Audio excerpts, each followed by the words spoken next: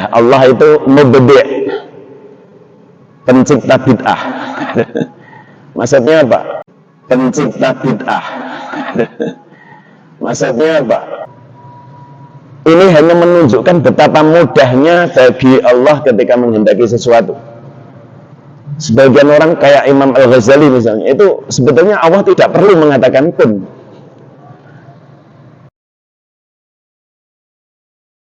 Tetapi begitu berkehendak, maka yang dikehendaki itu ya langsung ada. Siap nyimak? Siap ngaji? Welcome to our channel, Sinau Quran Channel, Smart Way Understanding Quran.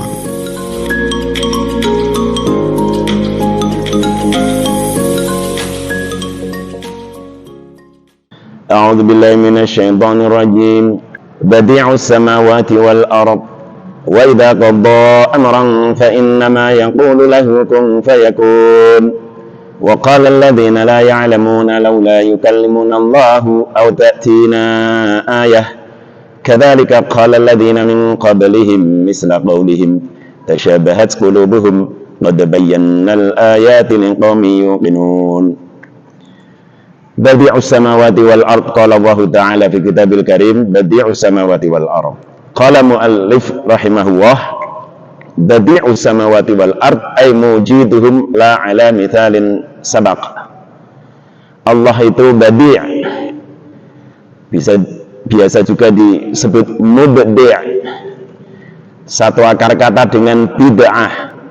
Bid'ah itu sesuatu yang baru yang tidak ada contoh sebelumnya. Nah, Allah itu mubdi', pencipta bid'ah. Maksudnya apa? Badi'us samawati wal ard, pencipta langit-langit dan bumi tanpa ada contoh sebelumnya. Belum pernah ada model, belum pernah ada prototype. Nah, ini bedanya kreasi manusia. Manusia itu kalau mencipta sesuatu pasti ada prototipenya, ada modelnya, ada konsepnya. Tapi Allah menciptakan alam semesta ini tanpa ada contoh sebelumnya, tanpa ada model. Badi'us samawati wal ard, sekali jadi dan langsung indah, langsung sempurna, langsung perfect, seperti alam semesta yang kita nikmati sehari-hari ini, setiap hari ini. Jadi mboten trial and error, jajal saya mbok menawa bener lanjut, nak salah yo ganti mboten. Langsung sekali jadi tanpa contoh. Wa idza qada amran ay wa idza arada amran ay ijadah, maka ketika Allah menghendaki untuk mewujudkan sesuatu, fa innama yaqulu lahu kun fayakun, maka Allah hanya perlu mengatakan, maka Allah hanya mengatakan kun, jadilah, fayakun, maka jadilah sesuatu itu. Ai fa huwa yakunu. Jadi niki menunjukkan betapa iradahnya Allah, kehendaknya Allah tidak tertunda sedetik pun. Tidak ada yang bisa menghalangi kehendak Allah, sehingga sebagian mufassir kun fayakun, berarti Allah mengatakan kun. Tapi sebagian orang ulama mengatakan bahkan kun fayakun ini sebetulnya tidak dibutuhkan oleh Allah. Ini hanya menunjukkan betapa mudahnya bagi Allah ketika menghendaki sesuatu. Sebagian orang kayak Imam Al-Ghazali misalnya, itu sebetulnya Allah tidak perlu mengatakan kun. Tetapi begitu berkehendak, maka yang dikehendaki itu ya langsung ada. Jangan lupa subscribe, like, dan nyalakan notifikasinya. Wa qala alladhina la ya'lamuna laula yukallimuna Allahu aw ta'tina ayah. Kadzalika qala alladhina min qablihim misla qawlihim tashabahat qulubuhum qad bayyana al-ayati liqaumin yuqinun. Wa qala alladhina la ya'lamun, dan berkatalah orang-orang yang tidak tahu. Di atas itu ahli kitab, Yahudi Nasrani itu dianggap orang-orang yang tahu. Kenapa? Karena mendapat informasi dari kitab-kitab suci yang mereka terima dari para nabi mereka. Kalau orang-orang kafir Mekah, musyrik Mekah, ini nggak punya kitab, maka tidak disebut ahlul kitab. Karena tidak punya kitab, maka dikatakan oleh Allah mereka ini orang-orang yang tidak tahu. Maka orang-orang sebelum Nabi Muhammad, misalnya ayahnya, simbahnya Abdul Muthalib, tidak bisa dihukumi kafir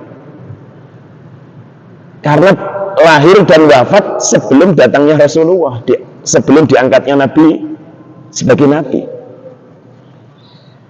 Maka ada hadis sahih Muslim, Nabi mengatakan kepada seorang sahabat yang bertanya tentang ayahnya, wahai Nabi, bagaimana nasib ayahku di neraka? Karena ayahmu wafat dalam keadaan kafir, sedangkan aku sudah diutus. Orang itu terus menangis sedih sekali. Terus Nabi menghibur, tidak hanya ayahmu, walidi finnar, abi finnar, bapakku juga di neraka.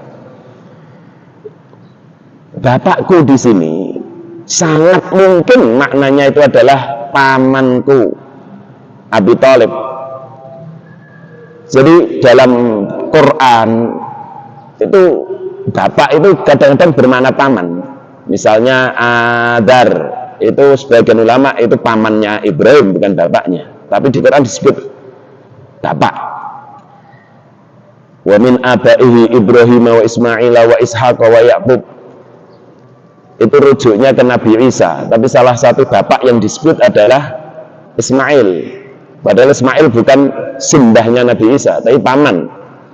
Nabi Isa itu ke Ishak, Ishak saudaranya Ismail. Berarti Ismail adalah pamannya Nabi Isa, tapi di Quran disebut abai, dan di antara ayah-ayahnya. Demikian pula dalam perbincangan orang-orang Arab saat itu, paman apalagi yang mengopeni ponaane itu disebut bapak.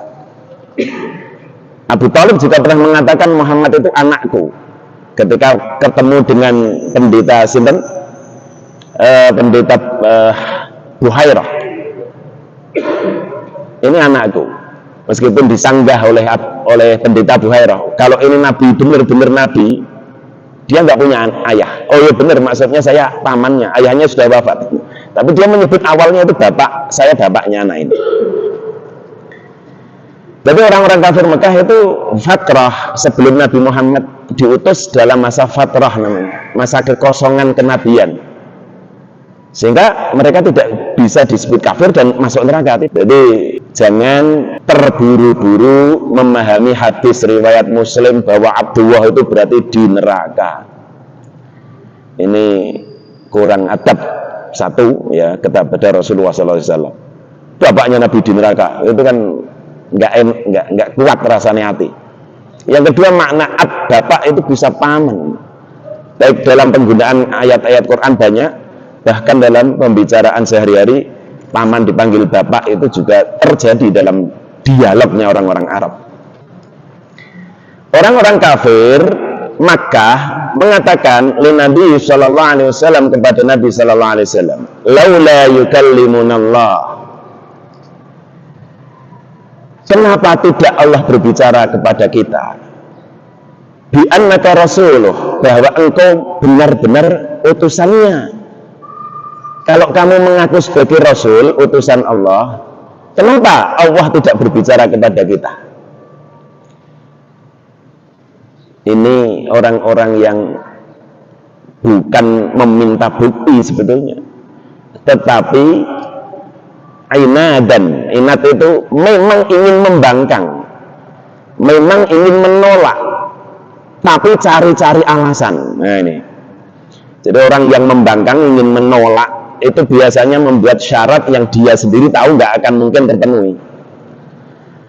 Sinaule, yo belum sinau neng itu kok ke apa sing wong tuane kira-kira ora iso nukoke. Nah, ini sebetulnya anaknya itu menolak untuk sinau, memberi syarat yang dia sendiri tahu nggak akan terpenuhi. Au ta'tina ayah. Laula yukallimunallahu aw ta'tina ayah, atau datang kepada kami ayat, yaitu tanda-tanda mukjizat yang bisa membuat kami percaya kalau kamu itu Rasul. Tapi tanda-tanda yang membuat kami percaya itu mereka yang menentukan, bukan Quran. Jadi Quran mereka taidu kalau ini kalamnya Allah.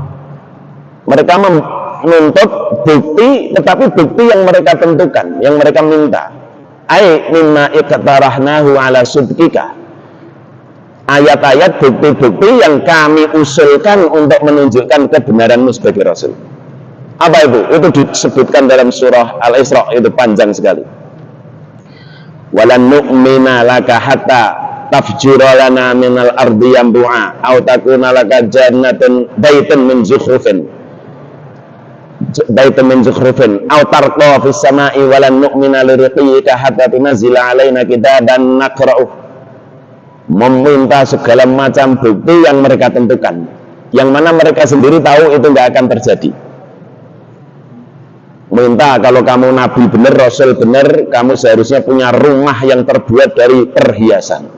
Kalau kamu rasul benar, seharusnya kamu naik ke langit, nanti setelah turun harus bawa buku, kitab yang bisa kita baca langsung.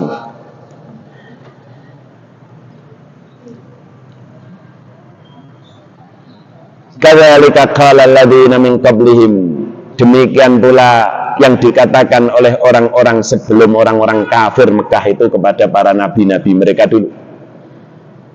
Min kufaril unami al-madiyah, dari orang-orang kafir umat-umat terdahulu, li anbiyaihim, kepada para nabi mereka. Misla qaulihim, seperti ucapannya orang-orang kafir Mekah itu, yang sebetulnya bukan minta bukti tapi minat ta'annud wa talabil ayah, menuntut bukti-bukti sebagai sikap pengingkaran mereka kepada para nabi yang diutus itu.